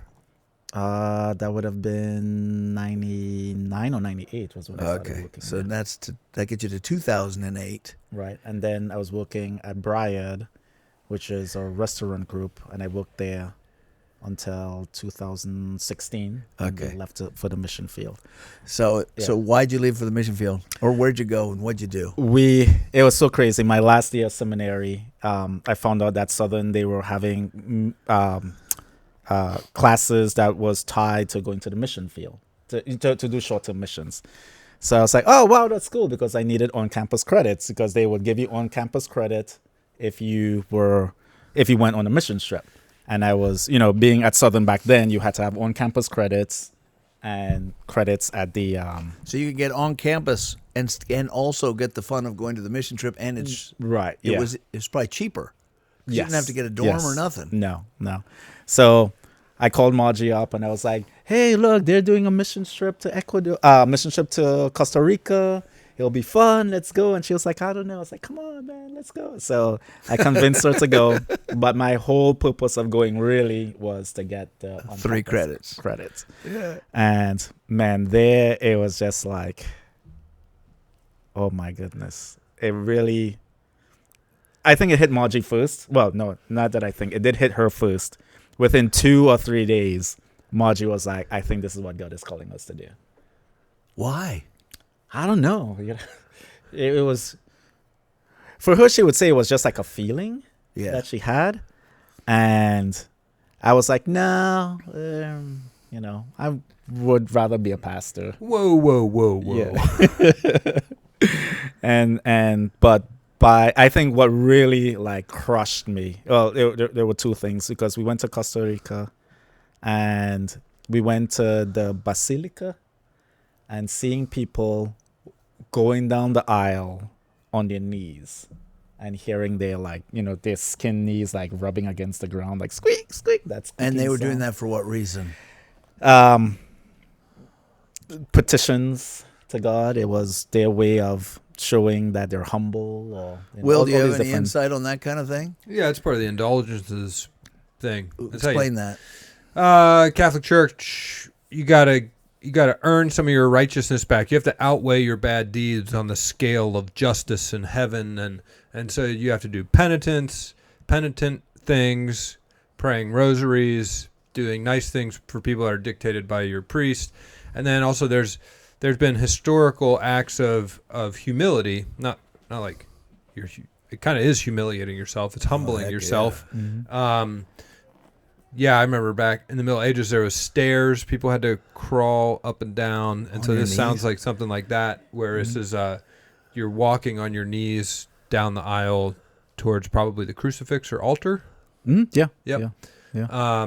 And so that's penitent. That's a penitent heart, just like we watched. The penitent man. shall pass. So that's interesting that watching a quote, air quotes, Christian ceremony caused you to think these people need Jesus. Yeah. That I've never cried at all. Like in that time up till from the time I got saved up to that point in time, seeing the lostness of people, and that really broke me. It really did. And that was one of the events that happened. Another thing that happened was, out of everybody on the team that was there, I mean, guys who were in ministry a while and stuff like that, this one pastor who he just met us on that trip. He asked the team leader, he was like, can you tell Margie and Kevin to stay behind and pastor our church? He was like in his 70s. And he wanted to retire. And for some reason or the other, out of everybody there, I mean, I didn't know any Spanish, and there were guys on our team that spoke Spanish and stuff like that. So we really got to talking to the team leader, who missiology professor at Southern Seminary, and we were sharing with him what we were feeling in our hearts, and he was like, I think, he was saying, I think his name was Ramon, the pastor. He was like, he's not kidding around. He's serious. He was like, I think God may be calling you guys to the mission field. And he said, go home and talk to your home church and see if they see that calling in you. And that's what he did. Yeah. So you went home. What happened? We went back home. On the plane ride back, there was this kid crying on the plane, and we just broke down crying too, Margie and I, because it was just kind of like, oh my gosh, I can't believe we're leaving to go back to the States. It's like, what's wrong with us? And just really had a heart to go, and we got back to New Jersey first Sunday.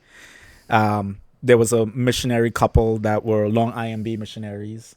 The Cranes. I don't know if you met them or not. I don't remember.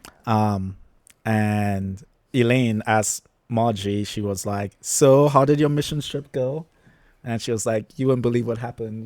We think God is calling us to go to the mission field. And she was like, the entire time you guys were gone, I was praying that you'd come back and so say it's that. Elaine's fault. Yeah. Okay.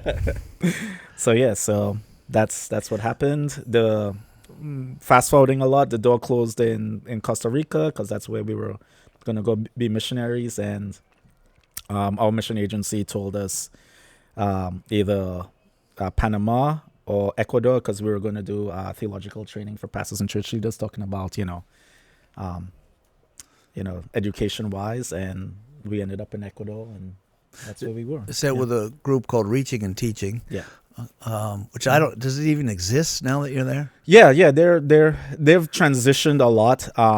They're still doing the same thing, but now it's more. So what is the thing they were doing? Theological training for pastors and church leaders. Yeah, they were doing that, and they still are. So to sum up, if I could sum up, you had a lot of churches there that were planted by the Southern Baptists. Yes. That did not have sufficiently trained pastors, frankly. No. And that is not good. And we're not criticizing, but that's not good. When you plant a church, you've got to leave elders who are trained, and they weren't doing that. Right. And this ministry sought to close the gap. And so what you had to learn Spanish, and your wife already knew Spanish. And even though it was her home, it is her country of birth. It's not really her home. Her home is America. And you would gather pastors and other church leaders and train them in the important doctrines of the faith. Yes. And then you got other pastors from that you knew to fly in and help teach these things. Yes. Yeah. Including I got to come down once, and Pastor Daniel, our good friend, came down with me, and we taught with translators. It was awesome, and it really was needed. I could see the need when I got there. These people needed this content, and they were eager to get it. There was a graduation ceremony that I happened to be at. It takes how long? Like a year to 2 years to get this modules back done? then it was 3 years, because it was one module every 3 months. So it's real work for them. And so you decided that they needed graduation ceremonies, complete with a speech and the cap and gown and everything. And I got to go through that. It was one of the longest, most boring speeches ever, because it was all in another language and I couldn't understand it. But I loved just being there. It was just fun to be there and to be up there and to see it. And I just was happy to be there, even though I had no idea what they were saying, because they were talking wrong. Anyone who doesn't talk English is talking wrong, obviously, because Americans speak English. But that's a joke. He's looking at me like, does he mean that? No, I'm kidding. No, it was wonderful. And you actually got to a success point, because you got to the point where they're able to train themselves. Yeah, and that was the goal all along. When we went originally, I was not thinking that, but one of our mentors who was with Reaching and Teaching, and he had to leave, but he's still a really good friend today, Dean Birch. Hi, Dean. Hi, Dean. And he was like, yeah, you need to be working yourself out of a job, was what he would always instill in me. I had a different thing in mind. It was like, just go there, just keep doing this forever. Yeah, his thing was like, do not be the longest pole in the tent. He was like, your job is to be a scaffolding. You build, and when the building is up, you break your scaffolding down and you move on. Love it. Excellent advice. And yeah, so we really went in ministry with that kind of focus. And so you no longer have to bring people from America to teach. Correct, yeah. So for a while, I was teaching once my Spanish got up to the point where they really understood me. And then started I would love to hear what it sounds like to an Ecuadorian Spanish speaker to have a Spanish as a second language with a Trinidadian accent. They probably made fun of you behind your back. Probably. Yeah, and they have like a lot of Ecuadorian sayings as well, like buscando el quinto pato del gato. So that's like, looking for the cat's fifth leg. Okay. And like all these like different weird sayings. And what does that mean? It means that you're basically looking for any old excuse not to do something. Buscando. I'm looking for the cat's fifth leg. Yeah. So we you ended did up, learn, and you did teach, and you did. And then, bringing people alongside us to help train men that we saw that fit the 1 Timothy 3, 1 through 7 qualifications. They were involved in church life at their own home church. Their pastors think very highly of them. Good reputation with those who are outsiders. And you with those sent me who a are outside. picture recently that they're Yeah, actually yeah. doing the job. Yeah, they're still doing it, which is great, which is what Dean was saying to us all along. Once we leave, that things aren't going to collapse, and they're there. They in Santo Domingo, Ecuador. There's a Santo Domingo in Ecuador as well too, and they're there. They started a new cycle in the church that came to be our home church on the field. So tell us now about how you ended up here. So yeah, we were getting to that point where we were like, okay, we're wanted but not needed. We're wanted because we love them, they love us, we really enjoy working with them. I think I was telling you today, that's part of my breakdown this week. Yeah, you miss those people. Yeah, really do. So it's like, what was the question again? How'd you get here? Oh, okay. So we had kind of known that was coming to an end, and in my heart it was kind of like, we want to be in a place serving in a church, just only in one church because we were in multiple churches. Right. And I remember when you came to Ecuador the first time, you were like, I want you to stop being a missionary and come to Harvest. And I was like, yeah, no way, I did. man. I did say that. I didn't have a job for you, though. Yeah, but it doesn't matter. But then one day, out of the blue, and it really just felt like out of the blue because, it was something that we were praying about, what would be next. We knew it would be coming soon. And you called me out of the blue one day, and you're like, hey, Kevin, we have a position opening up, and I would like you to consider. Yes. And it really scared me, to be honest with you. Really? Yeah. Talk to me about that. Because we've been to Harvest. We know the size of Harvest. Also, I think... Just a humble country church. Just a humble country church. Not with the numbers, man. And I guess a part of me, and I think I mentioned that to you, even though I knew it was coming, I didn't feel like me personally, I was ready to leave yet. Okay. I know Margie was. Margie has been ready for over a year, but I was like... You weren't ready to leave Ecuador. Right. Yeah. Okay. Mm-hmm. Keep going. I'm looking for something here. And... To sunshine. And then, so I was like, okay, we'll pray about it, think about it. And I think... What would you do if you didn't leave? You emotionally weren't ready, or was there some other reason? No, there are a couple of reasons. Mostly, I think the main reason was there are a couple of... we were working in an orphanage as well, too, in our free time. And there were a couple of kids at that orphanage that we really were like connecting with. Yes. And I did mention that to you. Yes. About that being, for me personally, a hindrance in wanting to come back. So that was a huge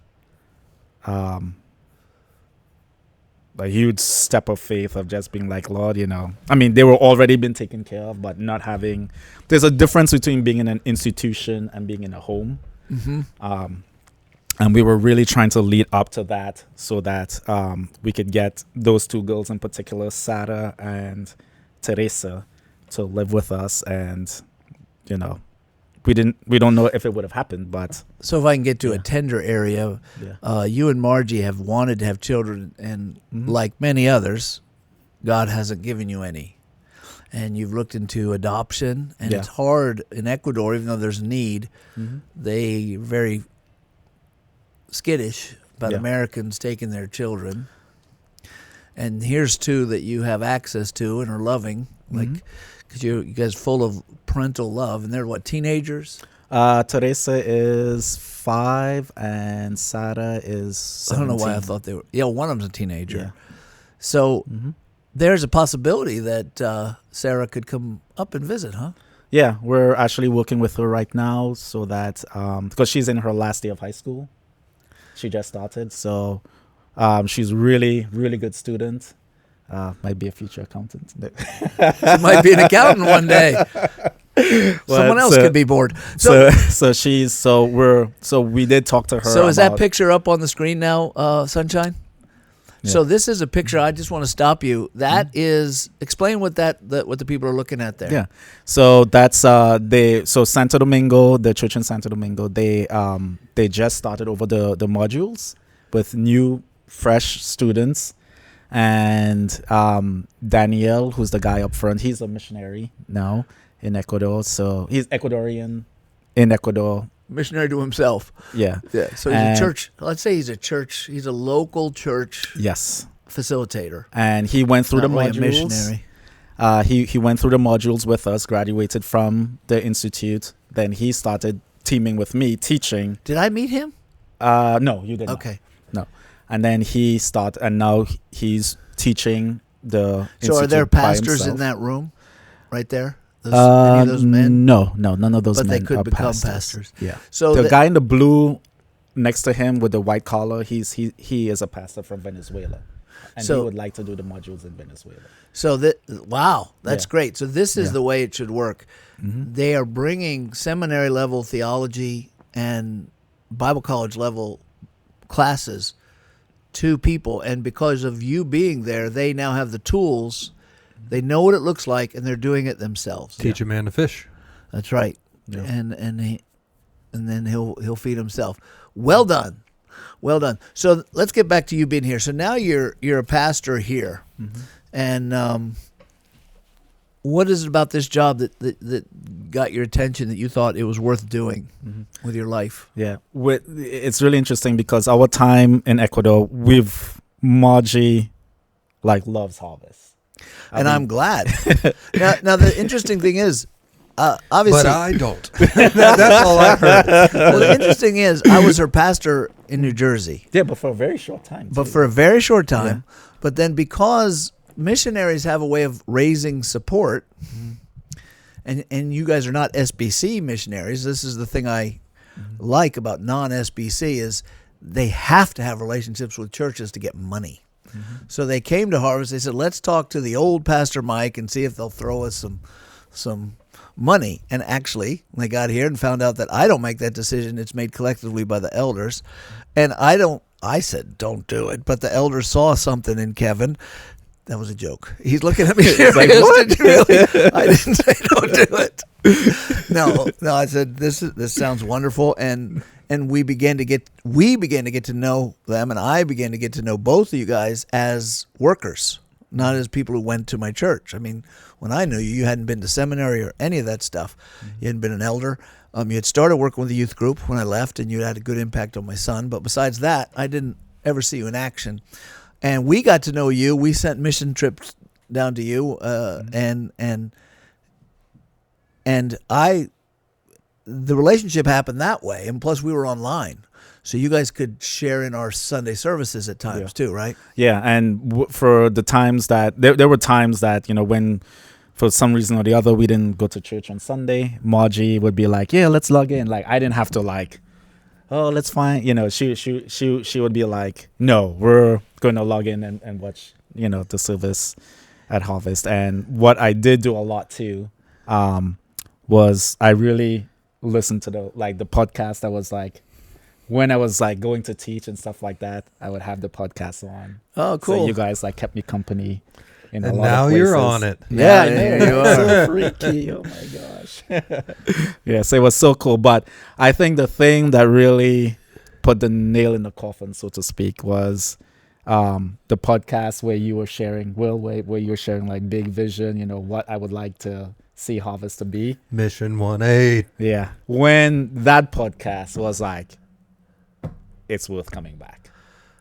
And Good. coming back to Harvest because of that. We had to talk you into it, didn't we? It was hard work getting you here. But but you talked me into it without even being there. Yeah. But that podcast was yeah. Are you happy you're here now? Yes, I am.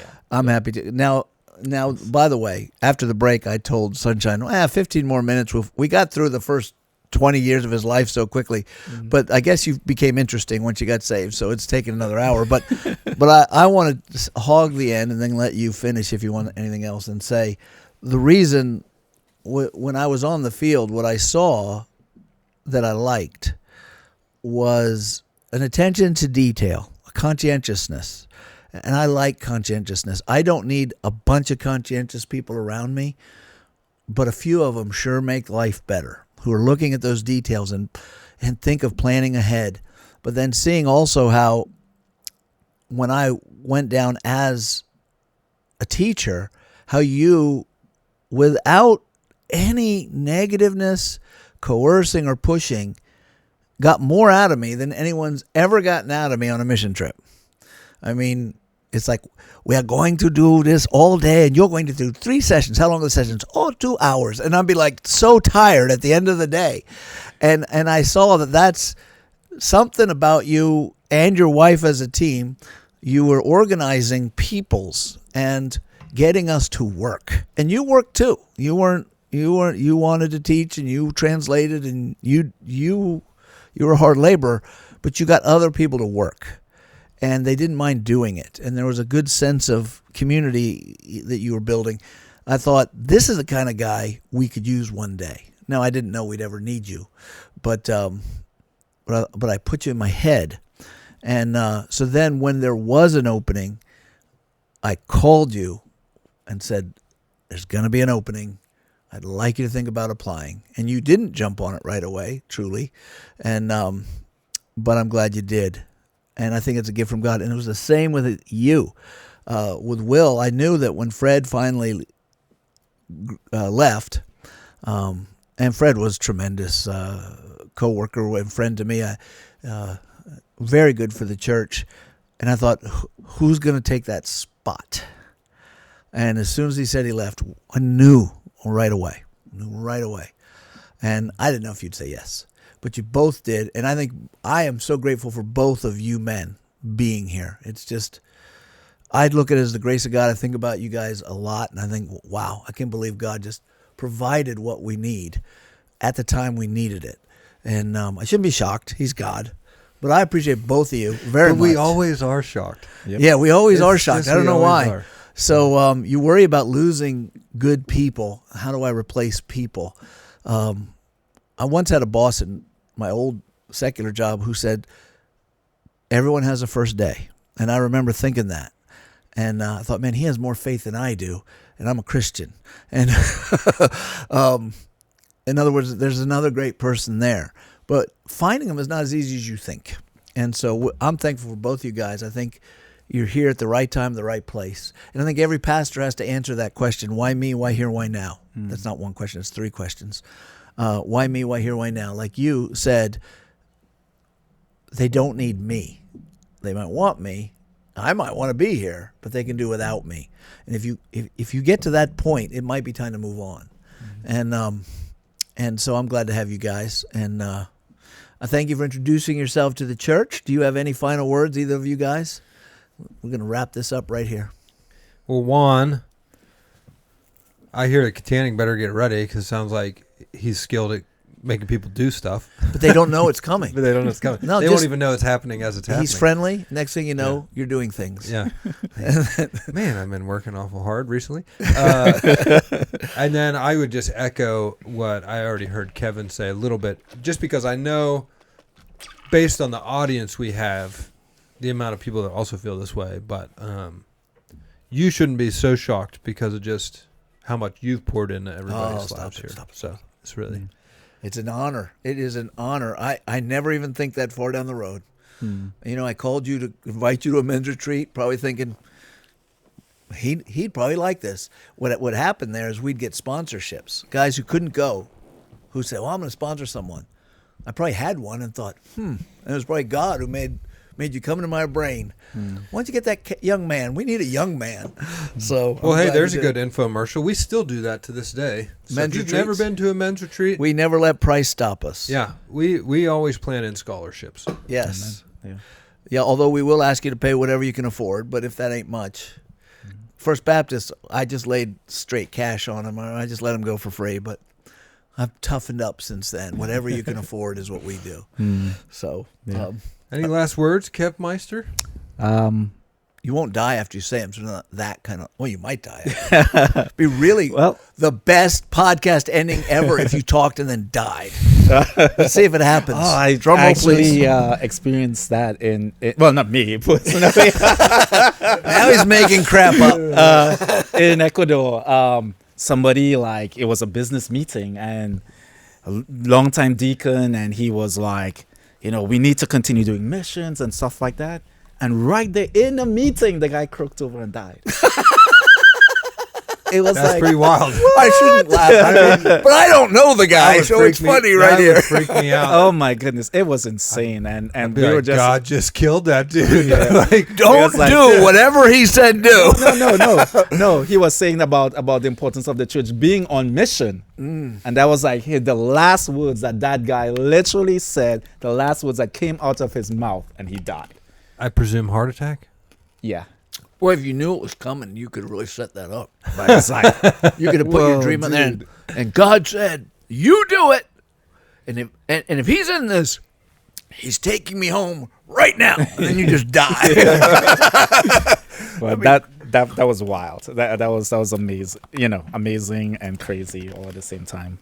If you could use the word amazing, but All right. Crazy. Now, anyone saying, you guys talked about Margie a lot.